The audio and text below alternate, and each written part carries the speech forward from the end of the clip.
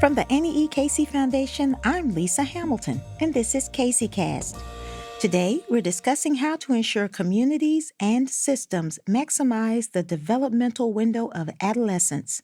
Joining us is Thaddeus Ferber, the Executive Vice President at the Forum for Youth Investment. Thaddeus has spent his career promoting evidence-based policies that incorporate youth voices and help communities achieve equity for all youth, especially those who aren't in school or working. He's collaborated with leaders on both sides of the political aisle. This includes helping to orchestrate national youth summits for the George W. Bush and Obama administrations, and working at the President's Crime Prevention Council during the Clinton administration. In 1998, Thaddeus joined the Forum, a national nonprofit that works to connect leaders with the ideas, services, and networks needed to help all young people get ready for adulthood. Welcome, Thaddeus. Thank you, Lisa. It's great to be here. Well, when people talk about developmental periods for kids, the conversations largely focus on early childhood.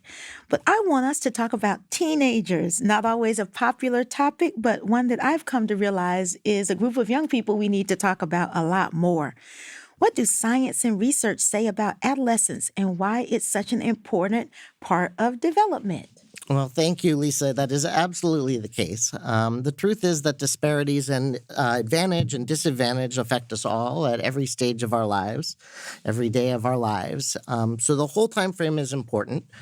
We at the Forum for the Youth Investment work to improve the odds that all young people are ready for college, work, and life, ideally by age 21. And what we find is, yes, early childhood it is incredibly important.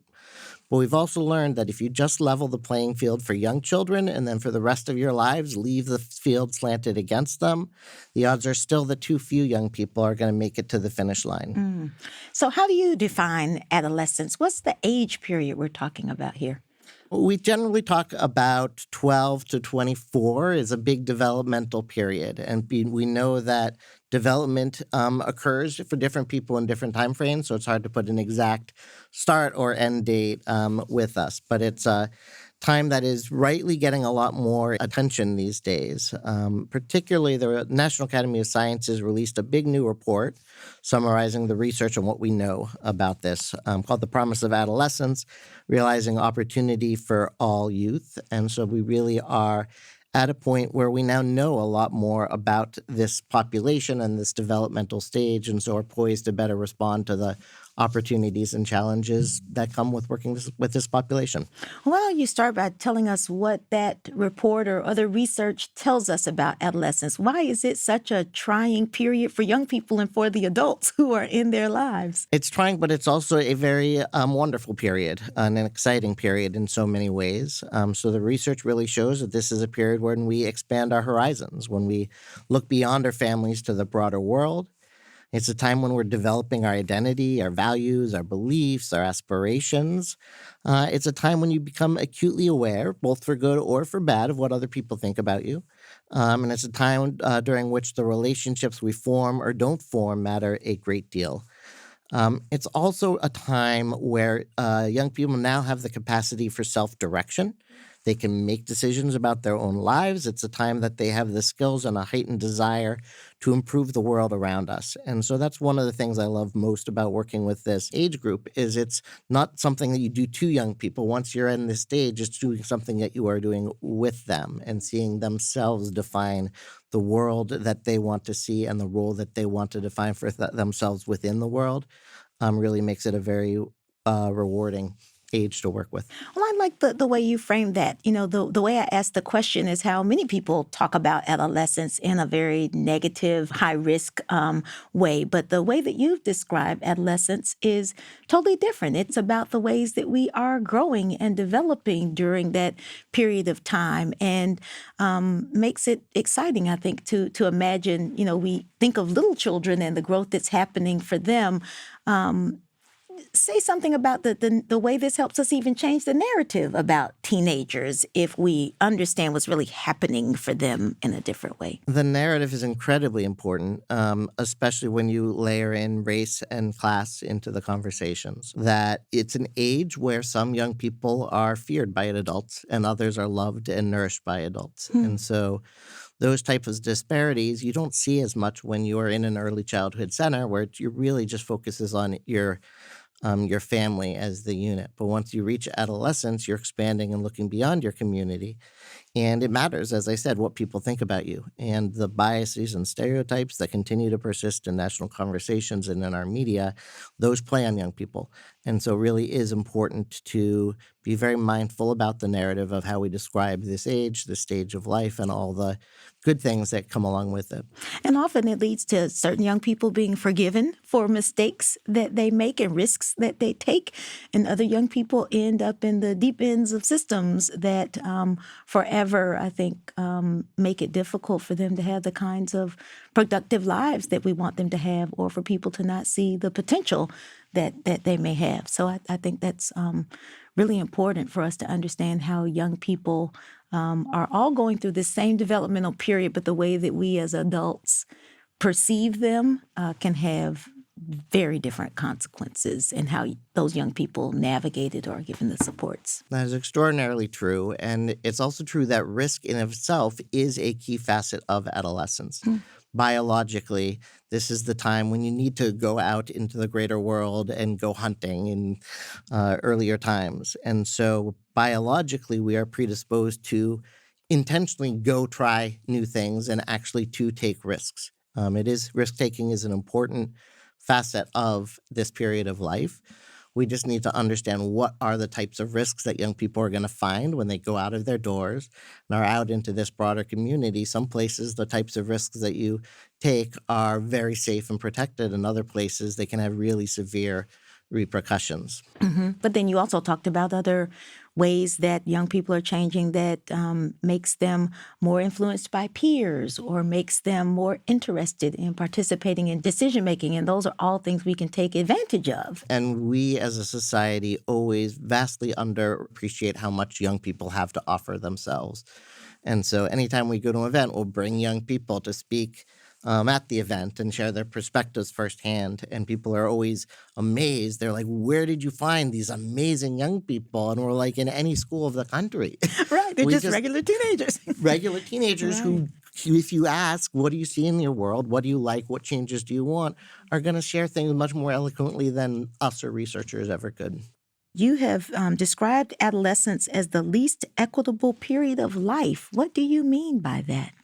Yeah, a number of things are happening. The first is you are stepping out into the broader community, and for the first time, you're really acutely aware of what's going on in your community, what's going on in the media, what's going on in the movies that you see. And so it disadvantages and inequities that have always been there. This time of life, you can, for the first time, be exposed to it, things that your parents had protected you from, or you were naive and didn't see, you're now going to come into sharp focus. And so, unfortunately, for too many young people, the world that they're growing up with isn't a fair and just world. And this is the period when, if you didn't already figure that out when you were younger, you are for sure going to figure that out now. And we see the evidence backs this up. I'll give you one quote from the National Academy of Sciences about this. So this is the period when young people become increasingly aware and attuned to their social status during adolescence, and institutions, policies, and practices may reinforce status hierarchies and stereotypes about members of groups that are non-dominant or stigmatized in society. As you are predisposed to look at a broader horizon and are acutely feeling the status connection and relationships of, do I belong here or do I not? This is a time that you are going to have to confront some of the severe inequities that exist in our society today. And how's that play out in the day-to-day life of a young person? I've been sheltered until I'm 10 or 11 years old. I don't quite know about inequities in the world. I've become a teenager, and all of a sudden I can see the stark differences in my neighborhood compared to other neighborhoods or other things. What does it look like for a young person, and how does that impact them? Yeah, I mean, sadly, it means that too many of their relationships are punctured with pain. Hmm. The best part of my job is working with young people who are the true leaders of this movement. And one that I got to know fairly well over a couple of years came from a very disparaged, a very difficult community that she grew up in.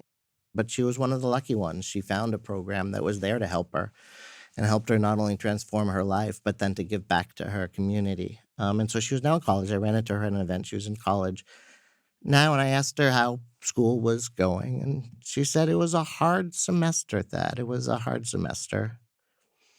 Not the classes. The classes were fine. The classes were cool. It was just the normal stuff in my neighborhood.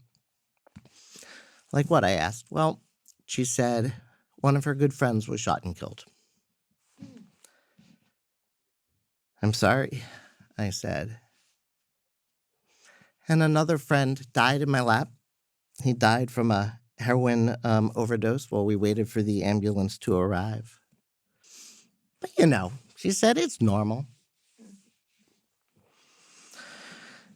I mean, to me, we can either continue to turn our backs on these communities that, for the most part, were created intentionally by people who look like me, white male landowners, that we created to ensure opportunities for our children while we were isolating other people's children in specific neighborhoods so the problems that we caused don't spill over to affect us.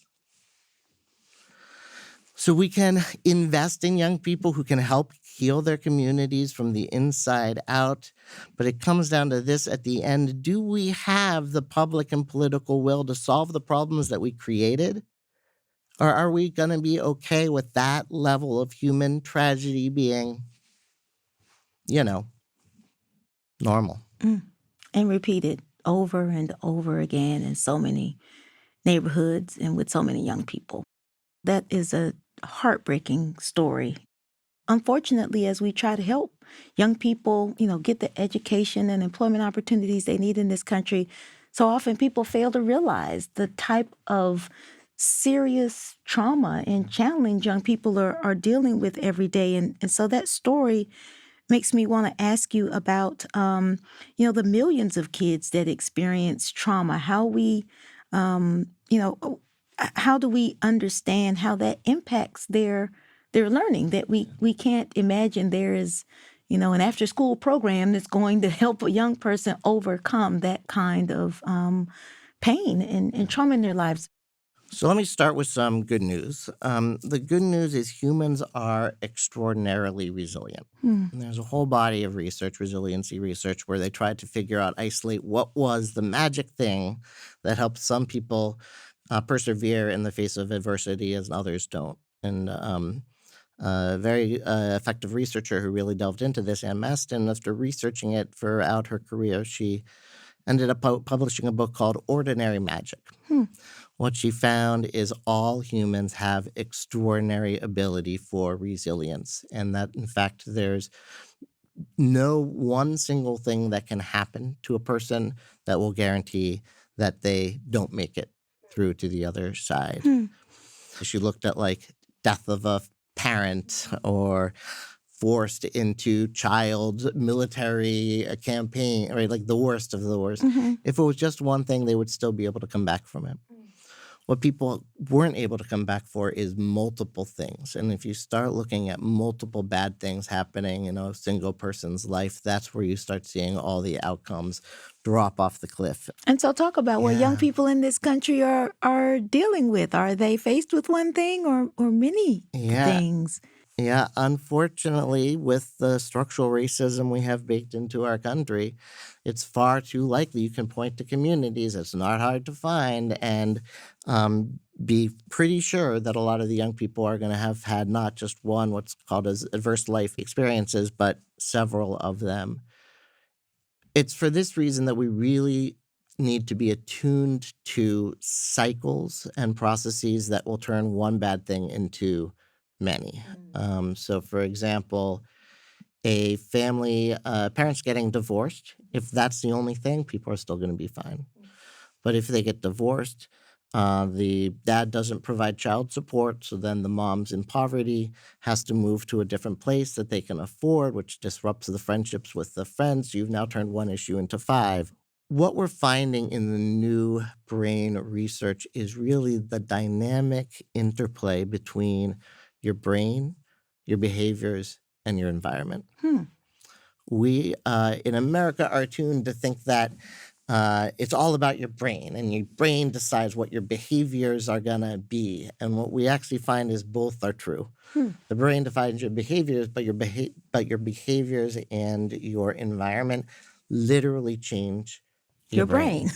You can clone two babies, put one in one community, one in another, get to the end of adolescence, do brain scans, and you literally will have different brains at the time. Wow. Say that again, Thad, because I think, as you said, people really can't imagine that that's the case. Yeah, I think one of the most dangerous fallacies we have in this country is the myth of the self-made man, right? We like to pretend that nothing about their environment, right? It's just you were born as this amazing person, and that's why you now lead a multi-billion-dollar company. Right. None of that's true. It's baked in. It's very, very hard to convince the public that that's not true. They're very conditioned to believe that. And that's one of the things we've got to figure out is how we get people to understand that, no, there is this greater interplay that happens. And I'll dig into one that, I particularly am attuned to is a cycle where, let's go with risk-taking, right?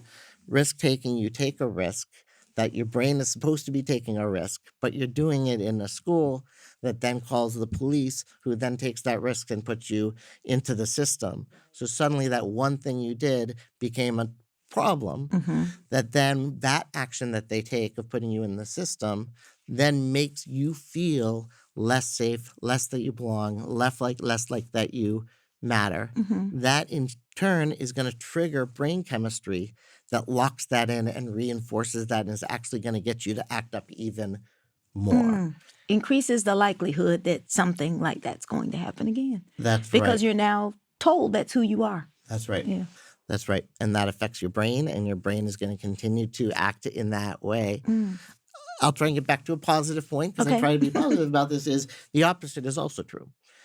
If you can flip the script and treat a young person with the sense of warmth and belonging and connectedness, that's going to change how their brain operates. That's going to improve the types of behaviors that they exhibit. That's then going to get more people to want to spend time with them and get them into productive environments. And so that's the cycles that turn from one thing going into a good way or one thing going to a bad way. That's what changes things, not just one thing that happens in your life, but patterns of things that happen in your life. And I assume that what you're describing in a practical way is something we call positive youth development in the field. Could you explain more what that is? And I've also heard you talk about those 3 things young people need. You just mentioned them. It's important, I think, for listeners to hear you articulate what those 3 things are and why they are so important for young people. So even just the idea of talking about people's positive development is in itself a big shift. Radical shift, right? We have professions designed to help you increase your test scores, and then we're trying to help you not get arrested, not get pregnant, not drop out of school. We have all these professions focused on one specific thing that we don't want you to do. Avoid the negative. Avoid the negative, control your behavior. What we don't have is the profession of people who say, I am going to do what helps you develop. Some after-school programs, some youth workers do this work, but not enough. There's a really amazing youth worker, Joni Hollifield, who works here, and she put this on her Facebook feed about the work that her program, or the things that her program has achieved. 1, a 17-year-old decides not to participate in retaliatory gun violence and instead throws the weapon in a place where it will never be recovered. In his own words, I'm a better person now. A 19-year-old donates $223 back to the organization Heart Smiles out of her own money because, in her words, I want to sow a seed back into the place that helped me before I got on my feet. Y'all spend millions on Uber rides for us so we can get home safe, and I want to be part of the reason someone else can get home safe as well. A 16-year-old realizes that for the first time, her family can't afford to host Thanksgiving dinner. Someone helps out. Someone helps her family get the food, and then she immediately takes a portion of that food and brings it to another young person who has no food either. She gets a ride to deliver the food at 11 o'clock p.m. because, in her words, I know what it feels like to be without, and whenever I'm blessed, it's my job to bless someone else. It's amazing how few of the vast amount of professionals who are charged with spending their time interacting with young people would see any of those three things as their job, and it needs to be. And as the positive outcomes we want to see That's right. for young people. And the caring and compassion demonstrated by those examples are the thing I'm always struck by when I'm around young people, even those who have experienced significant disadvantage. Their first goal seems always to be, what can I do to change the world that would make another young person not have to go through this? And what can I do to help others who might be experiencing this at this moment? Learning about brain science for young people, compassion is actually one of the qualities that most presents itself as in adolescence, which I think is fascinating. Yeah, it's not for coincidence that all great social movements come from young people. Change, and it comes from the combination of the altruism in this age of life and, in a good way, the risks you're willing to take, right? You are willing now to see the world you want, and you're not old and feel protective the way I feel protective of my family now, right? You're young and are willing to take risks.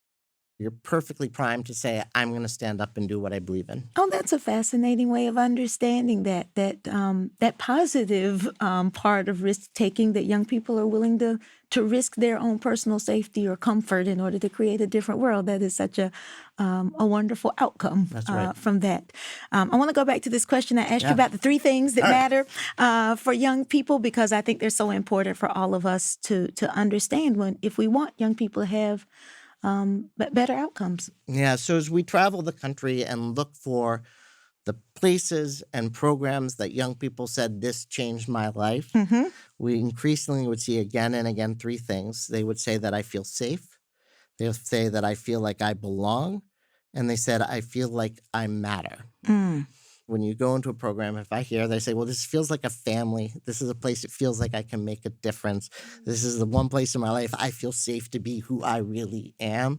If you hear them say those three sentences, odds are you've found a really effective program and place for you to grow and develop and thrive. And it's not just about young people. It's really about part of the human condition. We find work with employers finding these same three factors work. There was a organization, a company that was covered in the book, The Culture Code, that was having a trouble with staff retention. And so all they did was change 1 hour of their standard orientation, 1 hour where instead of just talking at their employees, they said, well, we want to hear about you. Tell us about you. What are you like as a person? What do you want to be in this world and in an organization like this? That's it.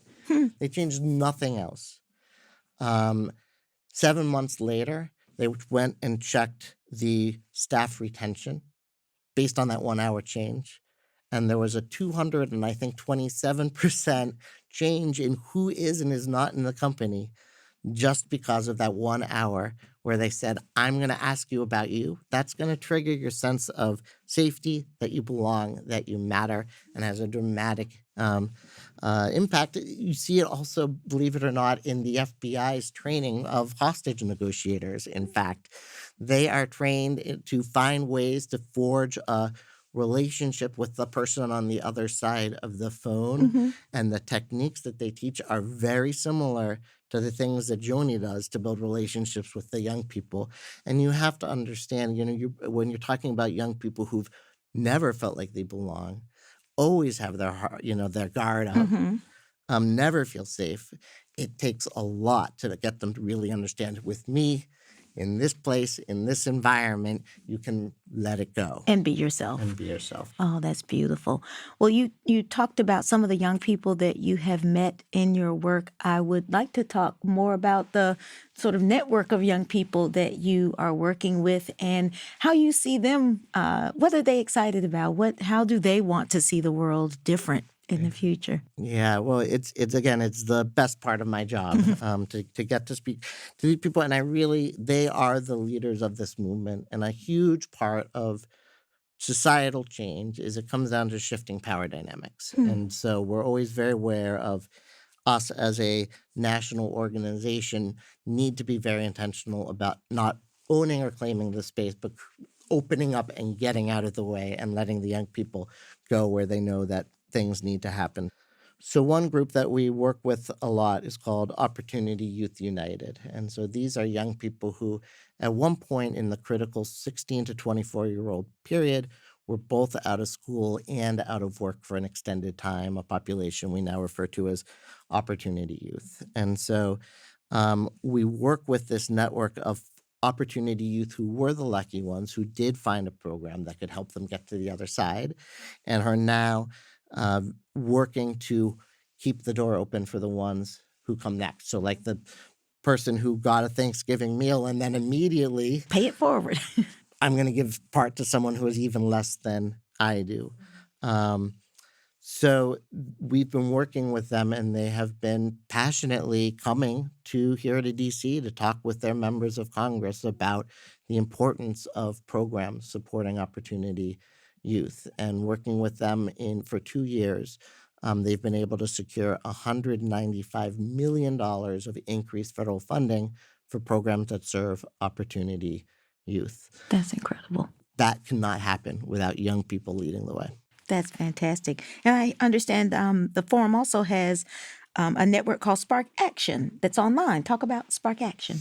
Yeah, so we want to make sure that young people have a chance to take action on whatever issues they are aware of. And so we want to make sure that they have all the tools they need to craft their narrative, to tell their story, and also to take action on the issues that they care about. Young people are altruistic. It's hard to find a issue that they're not passionate Right. about, but certainly there's always a lot of passion around the environment, a lot of passion around immigration and immigration rights, a lot of passion around what's happening at the border these days. But we often try and create a space where the young people themselves can define where they want this country to go. And I deeply believe that they are going to be the ones who get us in a better place than we are today. That's fantastic.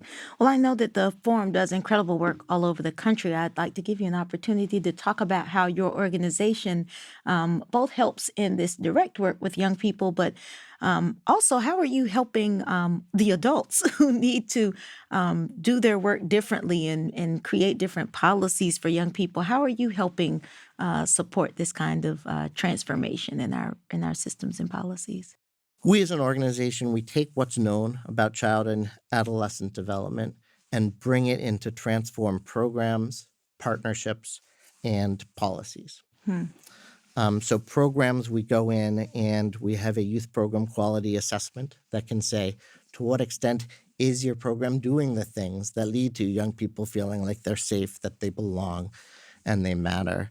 With partnerships, we go in and find that when you're trying to support child and youth development, there is no one organization or sector who can do it alone. So we bring communities together and put up a big picture of, look at the entirety of young people's lives. None of you can claim to do it all yourself. How are you aligning to make sure that whatever it is that the young person's looking for, they will be able to find? And then in policies, just as there's very few people whose job it is to do what Joni does, there's very few policymakers whose job it is to, or see as their job, to help improve the quality of child and youth lives. They think in terms of the jobs they have, which are silo specific. I'm in charge of juvenile justice policies. I'm in charge of child welfare policies. I'm in charge of education policies. But where they come together at the end of the day to jointly hold themselves accountable for improving the quality of young people's lives, that doesn't happen on its own, and it doesn't happen very often. We work with a network of what we refer to as children's cabinets at the local and state level. So this is when the mayor or the governor has the insight of, all right, I need you all as the secretaries to give me one cohesive plan. I'm sick of getting one youth employment plan, one Education reform education plan. reform plan, one substance abuse reform plan. Like, these are the same dang kids, right? Exactly. Shouldn't you have one strategy? And if you can get that to come together and you can get them all say, you know what, we're not going to have any of these problems if we just did a better job of giving young people what they need in the first place. And see, that's our job as policymakers, is to help families get what they need to raise resilient kids, to make sure that all of us are saying wherever that young person goes in their community, I want to make sure that they feel safe, they belong, and they matter. Very few policymakers see that as their job or mission, but if they did, all the other problems would dissipate, and even more so that we'd see the positive change that can happen from giving young people what they need to transform not just their lives, but the lives of those around them. You raised an important point earlier about, what does it take to change public will on these issues? And I'd like to turn that back to you and ask you, what do you think it's going to take to have our leaders really put youth and child well-being at the top of the agenda? So I like to be positive, but on this one, we are just plain losing. The narrative that's out there about young people is still very disparaging, especially of young men of color. They are still treated with huge stereotypes, public understanding about the population. I'll tell you a survey that John Powell cited. He surveyed the general public, and he asked one of two questions. One question was, should young people who are in prison have the right to get a high school and college degree? Okay. Very shockingly, people said no. By and large, you shouldn't. They changed the question. Question number 2. Should young people in prison be required to get a high school or college degree? And people said, hell yes. Right? That's not a policy question. That's like the way people think. The way people think. And it takes changing the narrative takes far greater resources than the field has at its disposal. It's some of the most important work. The field creates great, amazing, compelling content that tells these stories in a way that's respectful, and no one sees them. And so doing that mass communications to get people to see these narratives. I will give you one. I say I like to be positive, and I do have a good story on this front that I will share. Okay. With a ad council campaign called the Grads of Life campaign. Yes. Casey supported that. Yes, and I'm glad that they do, because it's extraordinary what they've done. I think it was the first ad council campaign that wasn't focused on the general public. It was actually focused on the people who make hiring decisions. Right, Employers. And they said, well, can we craft messages that employers to shift from seeing hiring non-traditional youth as a liability to an asset? And so they started crafting what they called the 7-second campaign, because there's a stat that most hiring managers glance at a resume for all of 7 seconds before they put it in the yes or no pile. So they said, can we help young people share their stories? What you find as working with these young people is they may not have a high school degree, but oh my, they have life experiences and level of maturity and level of grit and strength. And problem-solving skills that none of us could conceive of. That's right. How do you get from here to there with 5 buses and 2 trains? So they were able to line up enough of the pro bono sharing of the resources that not only were these amazing, powerful pieces created, but they were seen. And the percentage of employers who said, yes, I've seen those ads, and yes, they make a difference, is we need that kind of stuff all the time. And this is the one example I can point to where we've really gotten the scale of the narrative out to a broad enough audience. Well, that's great. Well, it gives us a direction to keep focusing on how do we help not just those who are making policy decisions or our youth workers working on the front line, but how do we help the public understand this work? Because as the public goes, there go our policymakers. Absolutely. And I think that's important work for us to continue to do to make sure that everybody understands the potential of young people, that they understand the science that tells us how we can do better, and that we are all contributing to helping our young people have the lives that they deserve. And we're grateful for our partnership with the Forum for Youth Investment because you're on the front lines of trying to help all of us do this work better. We're grateful for your leadership. Well, we are grateful for you and the foundation, and we're especially grateful for the young people themselves who are providing the leadership and pointing the way, and we all do what we can to get behind them and support the work that they're doing. I think you're absolutely right. Well, thank you so much, Thad, for joining us. And I want to thank our listeners for joining us as well. If you've enjoyed today's conversation, recommend CaseyCast to a friend. You can subscribe on Apple Podcasts, Stitcher, and SoundCloud. To learn more about Casey and the work of our guest, you can find our show notes at aecf.org/podcast. We also invite you to subscribe to our newsletter at aecf.org/newsletters. Until next time, I wish all of America's kids and all of you a bright future.